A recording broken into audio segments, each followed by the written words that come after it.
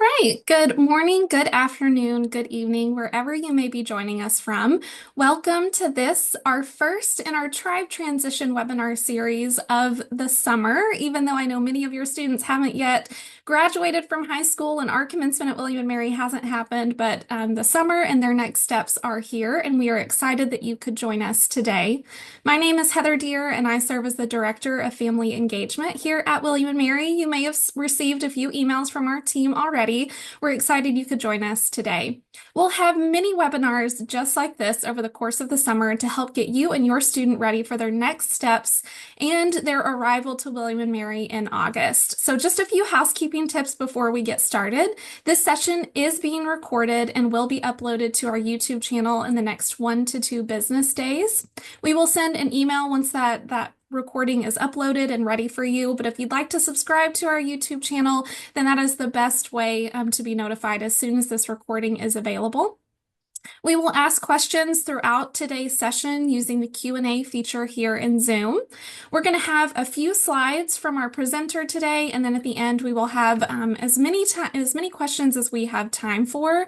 And I will acknowledge up top that you will have more questions than we will have time to cover. So we'll be sure to share how you can continue asking us those questions, both of family engagement and student transition engagement programs. But without further ado, I would like to go ahead and introduce my co-panelists for today's webinar and get our session started. Excited to talk about Tribe Guide 101 with the Director of Student Transition Engagement Programs, Lauren Garrett. Lauren, welcome to our webinar today. Thanks so much, Heather. Thanks for having me. And thanks to all of you who are joining us today to learn a little bit more about the Tribe Guide and your next steps. It's an exciting document, a really big one. I'm sure families have already started to dive in and have questions, but today the goal is to give you an overview of the Tribe Guide, this really robust resource. Some pro tips from myself and Lauren, who have seen a Tribe Guide or two and have helped a few classes of William and Mary families move in, through, and out of their William and Mary experience. So we will go ahead and get started. I want to start up top by just sharing a little bit more about family engagement. Like I said, my name is Heather and I'm the Director of Family Engagement. Essentially, from the moment your student deposited until your student attends their own commencement in 4 or however many years, family engagement will be here with you every step of the way to support you as you support your students. So what that's going to look like immediately is webinars just like this throughout the summer and during your students' 4 years or academic semesters at William and Mary. Also, really robust and timely communication. This summer, you will have bi-weekly newsletters updating you on upcoming deadlines, topics that we want to dive in a little bit deeper, and conversation starters to have with your new William and Mary student to get them ready for arrival in August. And this will continue throughout your student's William and Mary experience with top-of-the-month newsletters and bi-weekly digests from the William and Mary Family Connection.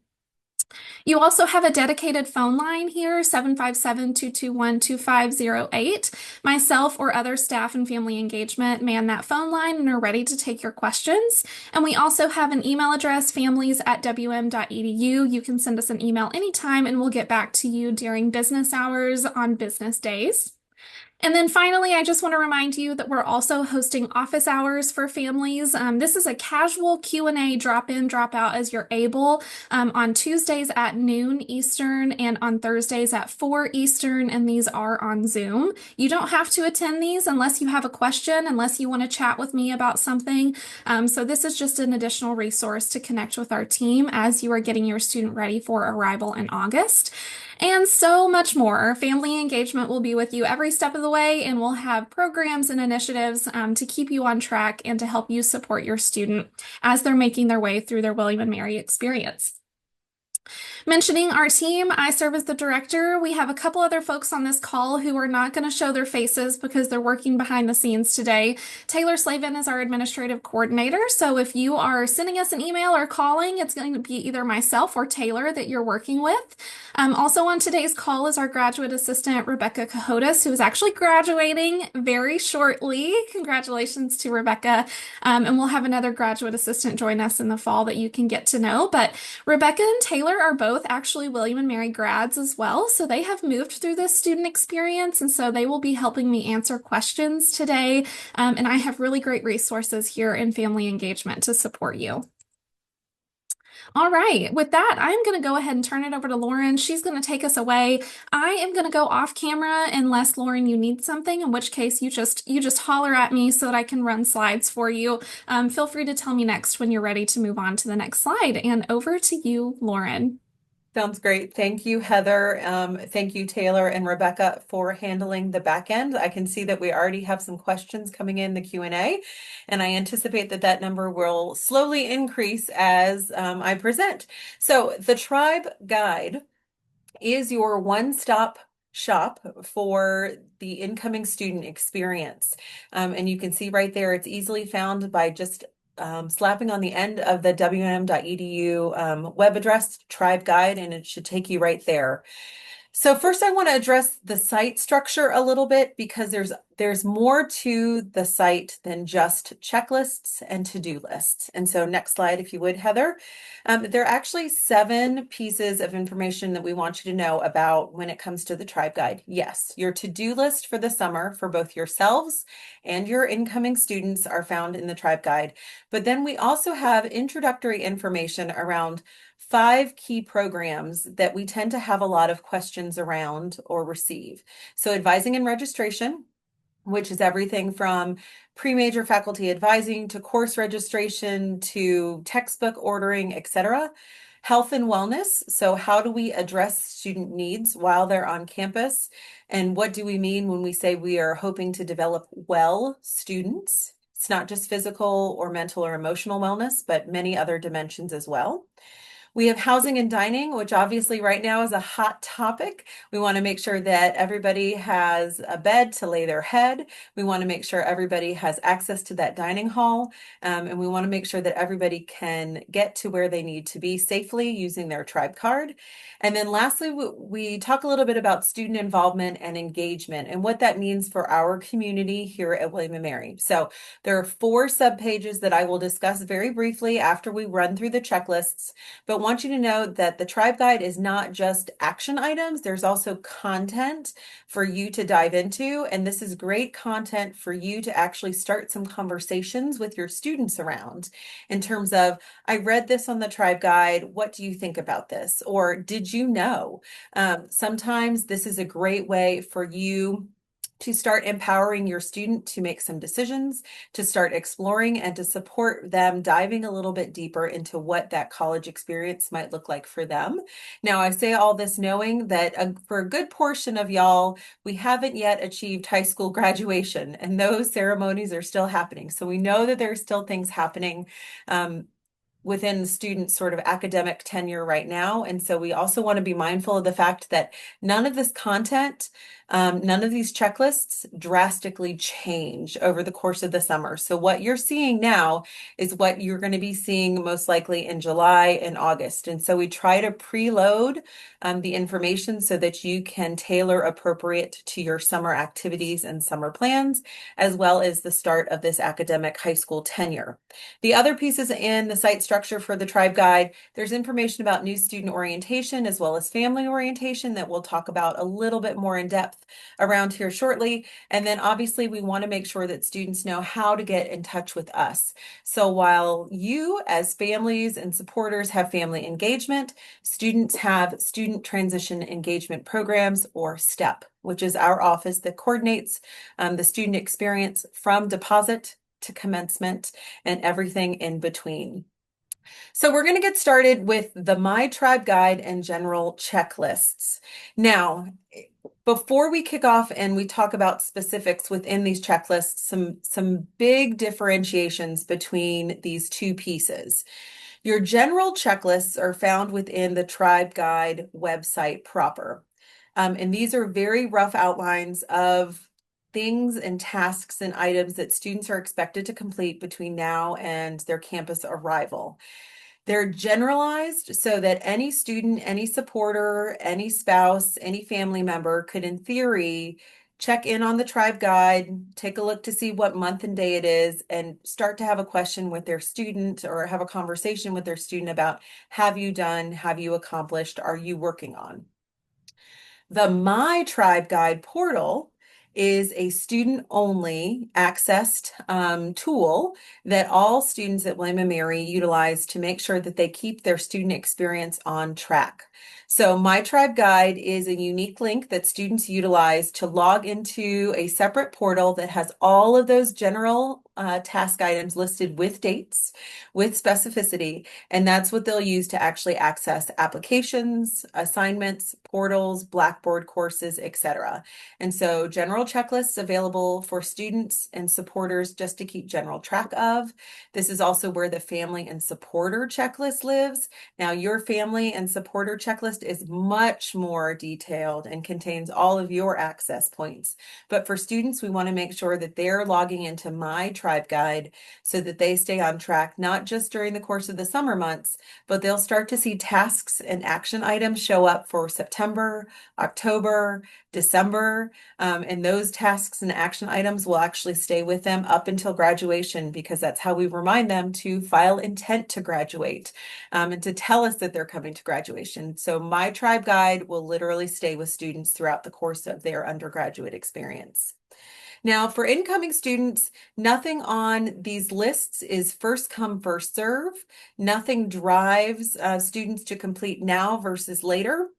Everything has a deadline, and we intentionally release some information so that not everything is overwhelming. So we try to be really succinct with what we ask students to do between May, June, July, and August. So we're going to kick off on the next slide and look at May and June tasks that are to be completed. Now, May, we know that there's a lot of things, there are a lot of things happening right now for students and supporters to be balancing. And so two big action items that we want to make sure that students have done by the end of the month. We want to make sure that they have completed their housing application and contract, and we want to make sure that they have completed their new student inventory, as this helps us with planning for the upcoming semester and also helps the Advising Center, formerly known as the Office of Undergraduate Academic Affairs, matches students with their pre-major advisors. So two big action items due at the end of May. Other things that we want you to do in the course of May is to check out our pre-orientation programs. I believe there might be a webinar about those next week. Am I correct, Heather? You are correct. Next Wednesday is our pre-orientation programs webinar. Huzzah! So we'll have pre-orientation programs available for incoming students, and then we also want students to check out our Stepping Stone virtual meetups. So this is a great way for students to start making connections with others. Maybe they want to find a roommate match, or they simply want to see if there's anybody else coming from Colorado to William and Mary in the fall. This is a great way for students to start making some of those connections before they even meet us in person in August. And then the other item that we want students to be thinking about is uploading their tribe card photo. So this is the tribe card is their student identification.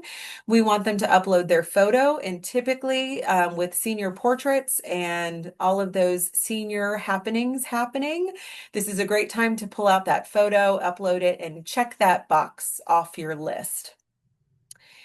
Once May rolls around, students will start to see a few more tasks hit their portal, hit their My Tribe Guide to be accomplished. So in June, if your student has completed or has completed and received assistance or accommodation during the high school tenure around accessibility, whether in or outside of the classroom or in terms of environmental measures, we'll want to make sure that they are reviewing student accessibility service information. The deadline for housing accessibility requests is due at the start of June. That coincides with that housing application so that Student Accessibility Services and Residence Life can have conversations and make sure that they can meet the needs of our incoming students when it comes time for housing selection later in the month of June. And then the other piece that's going to be due towards early June are going to be their health requirements. Submitting their health history and immunization records to our health center. That's something that we're required to do by state law. And so want to make sure that we have all that information uploaded and prepared for the summer so that if students do need to receive additional vaccinations, or do need to submit additional documentation, we have plenty of time to accomplish that before students arrive in August. We don't want anything left to the last minute. We've got plenty of time to plan and prepare. So we've gotten through May and June, and we're going to head into July. Now, the beauty of July is that this is when the magic all starts to come together. This is when your students will complete an online Blackboard course. The Blackboard course is our version of a Moodle or an online educational platform. And so they will take a course called College Studies. They'll be matched with an upper level peer advisor who will help them work through several lessons around our college curriculum, course planning, how does our course selection process work? They may have heard words like path and cart used if you joined us on campus for Day for Admitted Students or a Green and Gold Day. And so College Studies really walks them through all of the academic particulars of the institution. And this is important because towards the end of July, we'll actually have a first round of course registration come available for students to test the waters.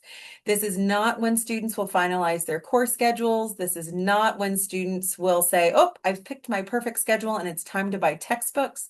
This is simply a chance for them to get to know the system in an intimate and hands-on way. So students will select 2 or 3 courses. They'll add them to their registration cart. And then the registrar's office will assign them a working schedule that then they will use and discuss with their pre-major advisor during their meeting in August during orientation. During July, as you can see, there's also going to be a time for students to explore their perspectives and their value sets before they come to school through a program in conjunction with the Constructive Dialogue Institute. And then during July, we also have a lot of opportunities for students, again, to continue building those connections. Family engagement, parent family giving, and STEP will be traveling the countryside and perhaps coming to a neighborhood near you through a series of student and family welcome events. We'll be doing a series both in person and virtually, so we hope to meet you there. And this is also when we're going to encourage students to start exploring clubs and organizations, as well as potential industries that they might have interest in. So again, nothing required in terms of specificity. They don't have to pick a major. They're not expected to pick their roster of clubs or their final industry choice, but instead we want them to start exploring and start considering, what do I have passion around? What was I interested in high school? What might I want to continue interest in during my collegiate experience? And what might I want to try new? Now, the tasky item for July that potentially will involve family and supporter influence is going to be health insurance. The university does require that all incoming students either enroll in the university health insurance plan, or waive that health insurance plan by providing proof of insurance through a supporter or family member's plan. That typically is a task that students will look to their supporters to assist them with in terms of receiving that documentation. And that's a process that needs to be completed by July 31st. It opens July 1st, it closes July 31st. Plenty of time to gather the documentation, but something to put on your radar, because this is often one of those pieces that students will say, I don't know what this means, please help me, or I need documentation for you. So this is a good joint effort in July. So July, you can see a lot of nuts and bolts, a lot of exploration, because things are starting to get real. August is literally right around the corner at this point, and you'll see from the August to-do list that it gets a little bit more practical. At the start of the month, tuition and fees are due. So this means that financial aid and our student accounts folks want to know, or want to make sure that if you're taking out loans, those loans have been applied, they're prepared, and that they will cover the cost of tuition and fees. Or that if you were expecting scholarships or any sort of tuition waivers or grants, that all of that paperwork is in, the documentation is in, the I's are dotted and the T's are crossed. So early August, you'll start to you'll receive the reminder in July. Your student will receive their bill in July, and then the tuition and fees are due in early August. And so you'll start to get information about this is what's missing, this is the cost or the balance that's remaining, how are we going to cover that? And so there'll be more information coming to your student from financial aid and student accounts during the course of those few weeks. August is when we also start asking students to consider how will they approach this new adventure. Have they thought about self-care? Have they ever had to take care of themselves when they haven't felt 100% physically? So, if they've had a cold and they were at summer camp, how was that handled? Do they know what prescriptions they take? Do they know how to take their own medications? Do they understand sort of what it means to be well for them personally, and within a friend group? How do they choose the people that they surround themselves with? And so August has a little bit more of that self-evaluation, self-reflectiveness as they begin to think about the community that they're joining. In early August, this is also when students will start to potentially meet with their orientation groups. Now, at William & Mary, orientation is held just prior to the start of the academic semester, and their orientation group is their residential community. And so this is a really unique experience because students go through orientation alongside the folks that they are living with. And so they'll get to experience a lot of those initial ups and downs together. They really form a bond. You've probably heard about the fact that our residential communities are very strong. And because they go through orientation and they experience all of these firsts together, that bond is really strengthened through the program and the way that we run the programs with their orientation aides, those upper level student leaders that help and support them during their first few days on campus. Those OAs will hold Zoom community meetups prior to campus arrival, just to start to get folks familiar with one another. It's nice to see a friendly face. Sometimes it's nice just to put names and faces together. And this is often a time where they will start putting together the pieces of, oh, I live in 301, you live in 302. Oh my gosh, we're neighbors. And so it's great for them to start building those connections. So when they show up on move-in day by appointment on Thursday, August 21st, they already have a sense of community. They already know potentially who to expect across the hall next to them, as they're working through that process of schlepping items up and down stairs or up and down elevators, depending on where your student has selected their housing. Now, students move in by appointment on that Thursday. They get themselves settled, and then we begin our orientation programming. Thursday evening, students will have a required student meeting with their community, with their resident assistant who lives in hall with them, and with their orientation aides to review basic safety and security policies. And there'll be an evening program set forth for students as well, because on Friday, bright and early, we will begin both new student orientation and family orientation. Those programs run parallel. So families plan to stay in the area if you're able for Friday so that you can take advantage of the family engagement programming that they have slated for you. It's robust, it's informative, and of course, it is always fun. And new student orientation will kickstart that Friday morning, and it runs up until the first day of classes. So your student will be kept busy and occupied and have a chance to sort of begin that transition socially, academically, and build the connections and resources that they will need to be successful. So 3 to 4 slides, all the high level to-dos within the checklist. Again, all of this is outlined in the general checklists. All of that is gone into depth and detail in the student's My Tribe Guide. And so what I want to talk through now are those content pages, very high level. Advising and registration, 4 pieces there for you to dive into. A whole page on planning and preparing. What are the timelines? What are the deadlines? What does arts and sciences need in order for a student to register? What documents might a student need to submit to admission to make sure that we get get degree transcripts correct, talking about those AP credits, IB scores, etc. There's a whole page that the registrar's office provides us with around fall registration that will be updated shortly once some of those particulars are in place and we have this graduating class moved out with commencement. And then, of course, we have information there around textbook ordering. What does that look like? What are options so that you can financially prepare?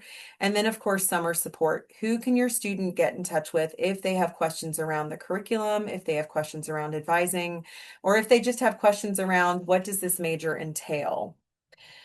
After advising and registration and working through those sections, I encourage you then to take a look at the health and wellness portion of the Tribe Guide website.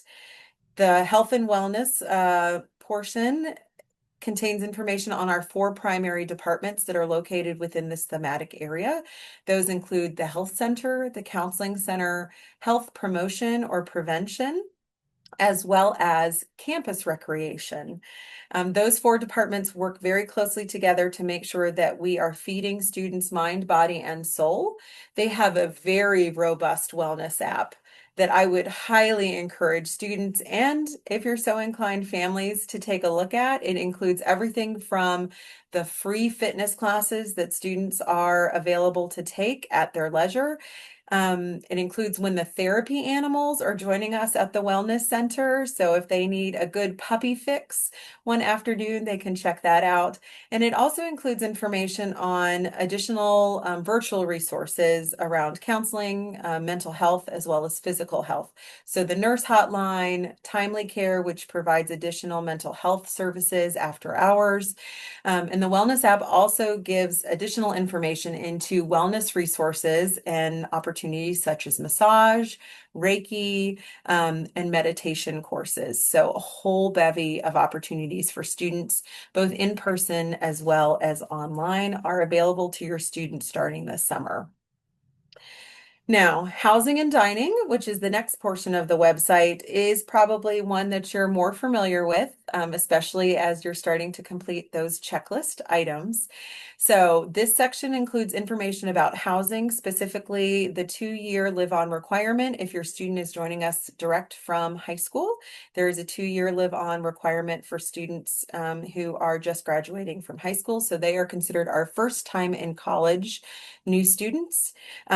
This site also gives access to the various different first-year residence halls that students can select from and gives a little bit more information on processes, protocols, and how they develop community in hall, which is extremely important.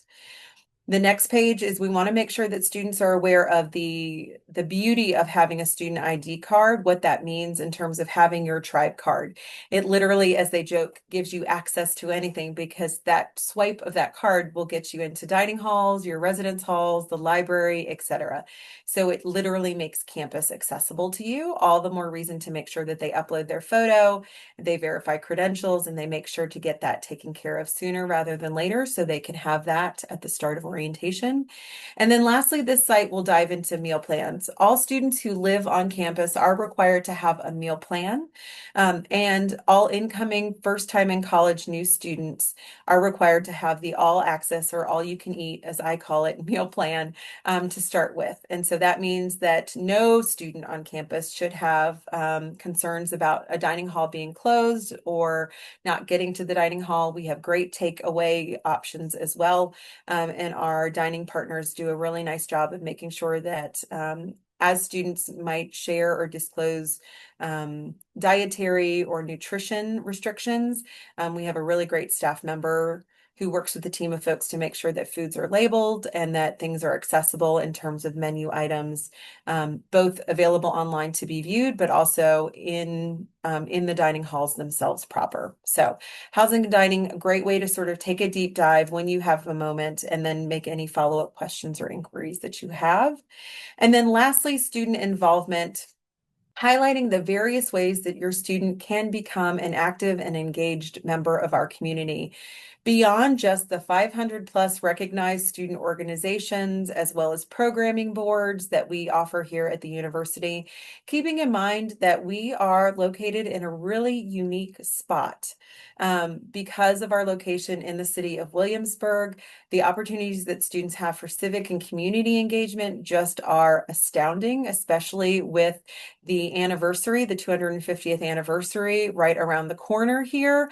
And so very exciting about what that means for us and our democracy initiatives and being part of those festivities. Obviously, that means that Colonial Williamsburg is a great place for students to get involved, whether that's internships, resources, or just self-care, taking a walk down Duke of Gloucester Street and enjoying the beautiful weather that we're having right now in Williamsburg. And then, of course, making sure that students in that line of feeding mind, body, and soul, that students, if they're so inclined, also are aware of the religious and spiritual resources around the community, so that they can become familiar and get a jump start on what they might want to become involved in. So those four content areas are really opportunities for you and your student to get to know campus a little bit more deeply. What I want to move to now is a little bit of a high-level overview of orientation and what you all can expect to see and hear over the course of the next few weeks and months. And this access link through the Tribe Guide is most likely where you're going to receive all of this orientation information. Right now, the orientation site does have a preliminary move-in information page, which basically says, hold tight. We'll get to you. We'll get you that information shortly. Mid-July, all of our move-in routes will be published. We move in through a singular vehicular check-in line. So your car, you stay in your car moves through the check-in stations, and we make sure then that you follow a color-coded route to get to your student's residence hall assignment.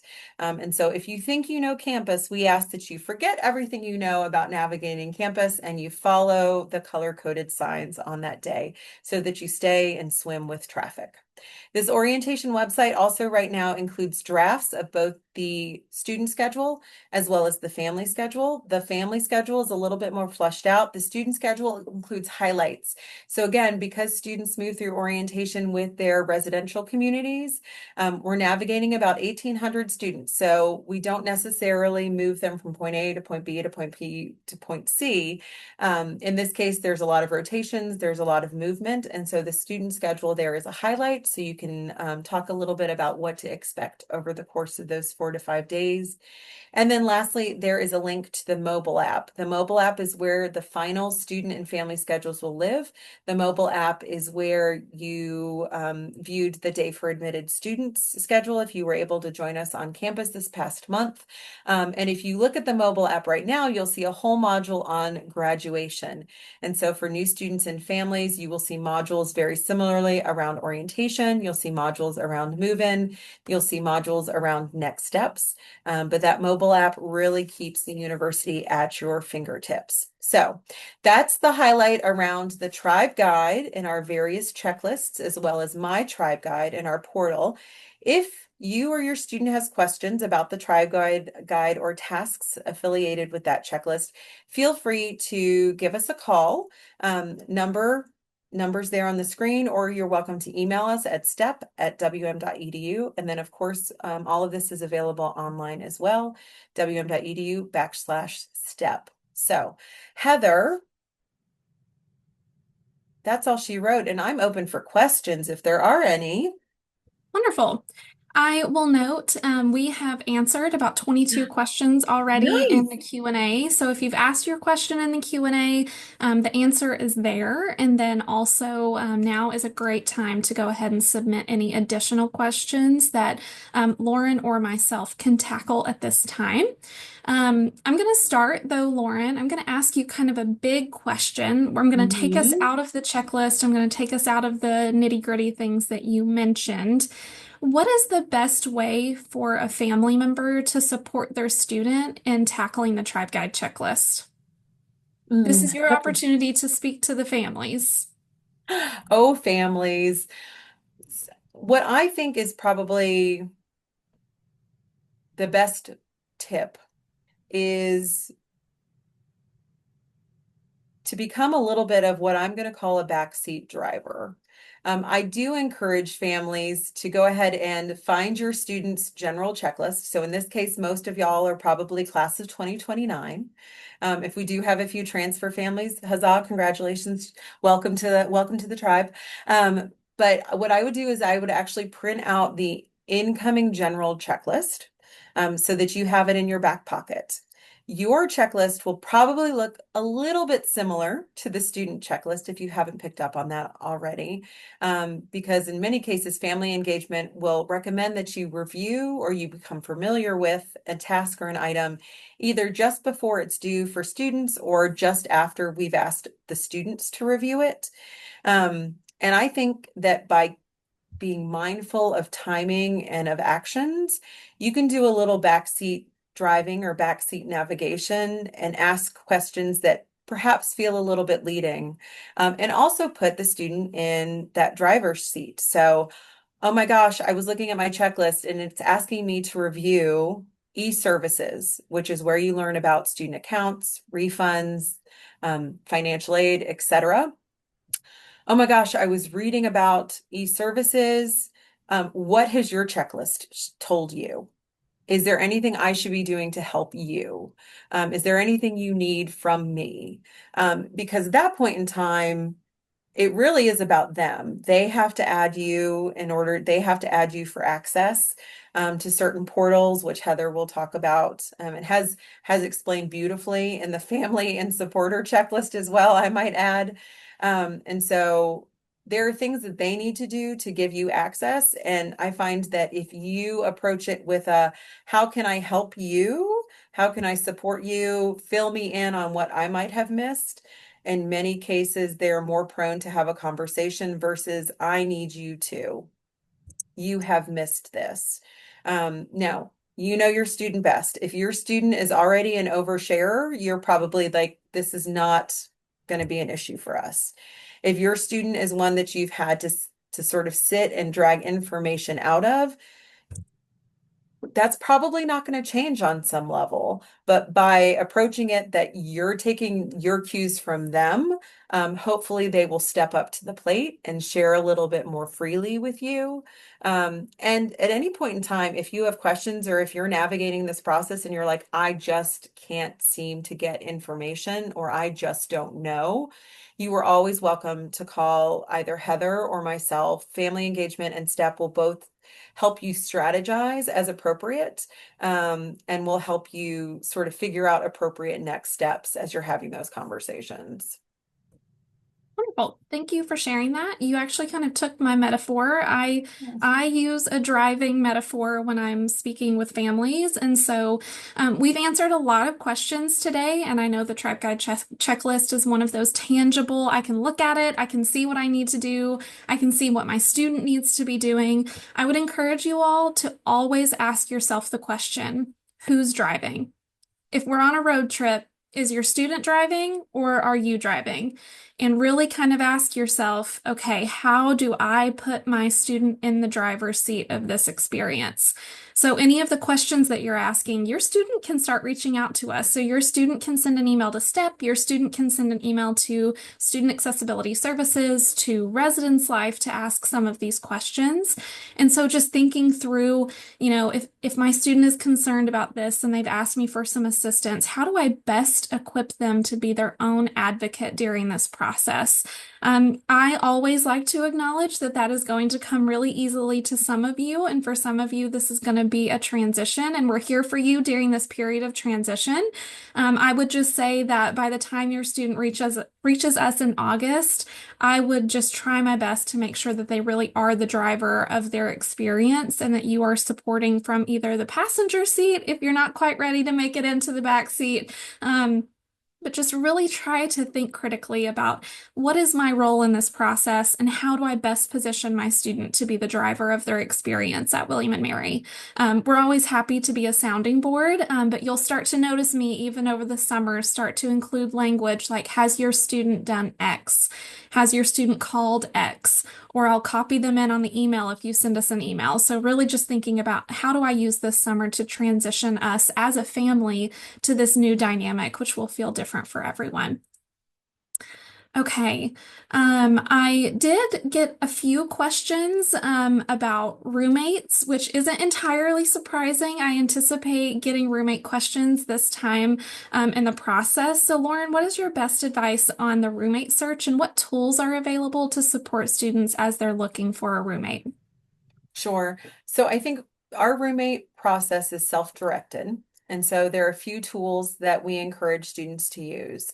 I think the tool that students immediately gravitate towards is going to be social media. However, I would also say that's not always the tool that can be the most reliable. And so I would actually recommend that students either utilize the housing portal itself. So once a student goes in and completes their application, there are some lifestyle questions that they answer. Are you an early riser? Do you study with noise or music, etc.? And those lifestyle questions, for lack of a better phrase, help populate a roommate sort of search engine or database, almost like sort of a roommate dating portion. And so students can actually go in and see who they might have an anonymous match with in the portal. Now, what I will say is that that portal is only as good as the data that's been inputted. So if your student was one of the first 200 to complete their application and then they said, find me a match, and they were like, there was no one there, it only has 200 pieces of information to work with. And so we always encourage that go ahead and complete the application, go ahead and complete the contract, and then students can log back in once that deadline has passed or that deadline sort of approaches. And that information will become much, much more robust because now you will have not just 200 pieces of information, but you will have over 1,600 pieces of information to choose from. So I really like the housing portal for finding some of those anonymous matches. They can talk with one another. They can ask some really important questions without being without judgment in some cases because it's anonymous. And then if they find a really good match and they say, yes, I think we could be really great roommates, then you ask to disclose identity and you create a roommate group and move forward from there. The other tool is going to be your stepping stones. So stepping stones are going to technically happen. They're happening. There's one tonight. And so stepping stones are virtual connection opportunities for students to get to know one another in sort of a safe social space. Students, when they register for stepping stones, they also agree to have their name and William and Mary email shared with the group. And so after a stepping stone, then sort of the group's roster is then shared with each other. So then they can follow up on their own terms with each other and start broader conversations if they felt like they really sort of jived with someone. Jived, that was a really old word that I just used there. If they jived with someone over the course of that conversation. So they play some cahoots. There's some upper level students that are also on the call. So it's not staff who are necessarily looking over their shoulder as they're going through these processes, but they're very much sort of peer-to-peer opportunities and connections. Stepping stones will happen through the course of June, and then we actually will continue them through August because we know that even if you're not using stepping stones for roommate searching, it's just nice to get to know other people. It's also nice because you know you'll have an upper level student there and you can ask questions of them about their transition or about things that are happening. And so they'll transition a little bit from being social potential roommate connection opportunities into some more Q&A, open office hour sort of feels very similar to what family engagement is doing with families, but on still sort of maintaining a little bit more of a social level. So those are two tools that I would recommend. My biggest tip for the whole roommate selection piece is that sometimes starting from scratch is the best way to start when it comes to a living arrangement. There are some students who will say, I don't care who my roommate is. I just know that I want to live in this building, or I just know that I want to live on a top floor. And so when they go to housing selection, if your student doesn't have a roommate yet decided upon, they can still select a bed in a space, and someone else will come in and select the other bed in the space. And sometimes that's the best place to start because there are no preconceived notions. They can start with an open and honest conversation. Their information will get shared with one another, depending, making sure that, they can start communicating not just about who's going to bring what, but also who are you, where are you coming from, what was your background, how do you like to study? So sometimes it's best to start from scratch in those situations. Okay, I'm just typing out one answer here. Okay, I would also say something that I always like to tell families during this time, thinking about how are you positioning your student to be in the driver's seat and how do you support them in this process. I think a lot of times our students feel maybe the need to know exactly who their roommate is going to be, so they can feel some stress and anxiety around the roommate selection process. I always advise families that you either have the ability to add to that stress and anxiety or to help temper. So thinking through how are you supporting them through that process can really set the temperature and tone for how that roommate selection process goes. Also, just pro tips as we've been living on the internet, those Instagram pages are popular ways that students like to find roommates. I always advise families to have a conversation with your student about what information they're sharing with who. Um, William and Mary does not manage those Instagram pages and is not affiliated in any way with those Instagram pages. So just be mindful that third parties are actually running those Instagram pages and be mindful and have conversations with your students about what information they're disclosing to who knows who at this point. So something to be mindful of. And of course, that Instagram is going to be a very curated image of someone, and it's not going to tell you if they don't know what a vacuum or a duster looks like, or if they've never made their bed in their life. So those are really important conversations to have with your student about really who do they want to live with? What is that person like? What are they like realistically? What if they've never made their bed and you know that because you've lived with them for 18 years? So really just having a conversation with them realistically about what it's like to live with someone. If they do find a match online, encourage them to have a virtual meetup of their own on Zoom, or if they're local, to meet up at a coffee shop or have a little bit of a roommate date. So they can ask some of those questions of one another and see if they're compatible. Just because they both play basketball and love the color blue doesn't mean that they're going to be great roommates or can live together. So you all have lived with others, I'm sure, so it's a great opportunity for you to impart some wisdom, but just be mindful that you'll set the tone for the process as well, and just keep that in mind as you're both going through the search process. Okay. Thank you again to Rebecca and Taylor for answering questions behind the scenes because we have made it through a bunch of them today. Let's see here. One other question related to housing that we got was, just better understanding um, what the halls offer and what halls are available to students. Residence Life manages a very robust residence hall webpage that you can actually filter by year. So you can filter by first year if that's the type of residence hall you're looking at. Each page for each residence hall will tell you details like I'm going to click on Barrett really quick just to see what Barrett offers. The location, so you can see where Barrett is on a map and information about accessibility. All of the amenities, is it air conditioned or no? Is it co-ed, communal kitchens? All of the important information. Is laundry in the building or is it in a building adjacent? You'll get floor plans so your student can actually, decide what room and what hall they would like to be in, and then all of the dimensions of the furniture. So those web pages are very robust and good resources for your student to utilize as they're brainstorming and making choices about where they would like to live on campus. Let's see here. All right, I see a question here in the chat about it looks like a student may be out of the country or traveling during the early room housing period, and they anticipate being part of that early room selection timeframe because they are a sharp community scholar. Do you have any advice for them, Lauren? Yes. So if your student is planning on has selected a roommate, when they create their roommate group, technically they can give lead to the other individual, and the other lead and that other individual can make the housing selection without them.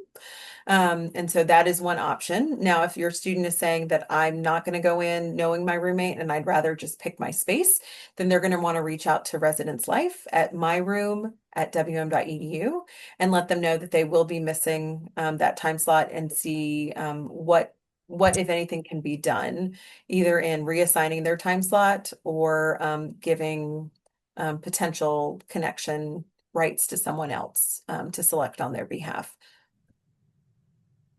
Okay, thank you. Do you have any tips for transfer students? Are stepping stones for transfer students? And what is the best way for transfer students to find a roommate? Sure. So transfer students are more than welcome to attend Stepping Stones. Stepping Stones are open to all incoming students. Once a student registers, we ask them what type of student they are. And so that way we're able to get a good gauge on who's in the audience. And when we do breakout rooms with our upper level student leaders, we'll try to group like with like. So we'll try to put our class of 2029s in similar breakout rooms and then pull our transfer students into other breakout rooms, at least to start with, so that they start to build community within sort of each other's grouping. We will then do some mix and mingle a little bit later on in the session. Each group or each stepping stone is about 45 minutes to an hour. And so there's lots of opportunity for small group discussion as well as getting to know each other. And so we want to make sure that it's not just about I'm a first time in college and I'm a transfer, but we want to make sure that they're also feeling connection across the groups as incoming William and Mary students. When it comes to housing, if your student is making an application to live on campus, when they go into the portal and they hit the little portal dating machine and say, find me a roommate, it's only going to pull up other transfers. So it's not going to pull into that first time in college pool. And so again, transfer students are more than welcome to utilize that. There are some social media accounts that exist out there for transfer students.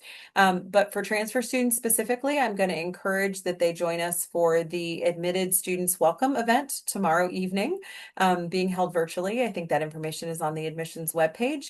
And then we are planning an on-campus, if the student is able to attend, an on-campus transfer welcome day in June. Still waiting on some space information there, but more information and an invitation will go out to all deposited transfer students once that deposit deadline has passed. So similar options, but with a little bit more of a tailored approach. Okay. So that one of our earlier questions sparked another question, which is great. What is the early housing selection time period? And is that something that our student will find out about once accessing their My Tribe guide? So how do students know once they've filled out the application and we're looking at the timeline and there's lots of periods of time that they may potentially be doing the selection process? How does the student know when they're going to be selecting the room? So with housing applications and contracts due on May 30th, within the following week or so, typically I think it's going to be the week of June 9th is my understanding. Residence Life will send out appointment blocks for students to then select their housing the following week. Now, some students do know if they're part of the early housing selection process because they are automatically embedded in that time block because of affiliation with a program like Sharp Scholars or Monroe Scholars that have a predetermined location on campus. So typically the early housing folks will be the folks that have a predetermined housing location, aka if you're in this program, you are living in this building. So a living and learning community, if you will. And then most everybody else will be assigned between those two other dates, which I believe are the 17th and the 18th of June. Yep, wonderful. But Okay. this is why, so Heather, this is why we're always going to say that students should be checking their William and Mary emails quite frequently. And if we use an Outlook system or an Office Outlook system here for emails, and students should be checking um, their focused inboxes for emails as well as their other focused or their, so Outlook does a focused inbox and then an other inbox. And so students want to be making sure that we're looking at all of our various inboxes for all of the various William and Mary emails. And then making sure that they're favoriting or they're liking certain email addresses so that they don't miss any messages. It's a great pro tip. You will not get on a webinar with Heather or Lauren and not hear one of us say your student should always be checking their William and Mary email, so it's best to get in the habit of it now. They don't have to check it every day at this point, but they should be checking it at least 3 times a week at this point. A Monday, a Wednesday, and a Friday is a great cadence. Maybe they need to set a reminder on their phone to check their William and Mary email, whatever system you need to put in place, but always a great reminder for them to get in the habit of checking that William and Mary email. All right, that is all we have time for today. Here is a preview of our upcoming webinar schedule. Our next session is going to be over those summer pre-orientation programs. So we'll be talking to each of the program coordinators. They'll go in depth about the program, timelines, cost, applications, application close dates, all of those nitty-gritty questions you have about pre-orientation programs. And then the list continues. We had lots of residence life questions not listed on this list, but it is on the schedule, is a residence life section, all things about room selection. So be sure to save the date for these. They're on our family calendar, they're on your family connection calendar, and you can go to our webinars homepage anytime to see those. All webinars are recorded and they are all uploaded after the fact. So don't worry if you can't attend one live, it will be uploaded very shortly after the session ends for you to watch on your own time. Just another reminder of our contact information. If you had questions or this session sparked questions for you, you can send us an email at families@wm.edu or give us a call at 757-221-2508. This is the first of many sessions we'll have this summer, so I'm sure I'll see you all again soon. Hope you have a wonderful rest of your day, and I will see you on the next one. Goodbye, everybody.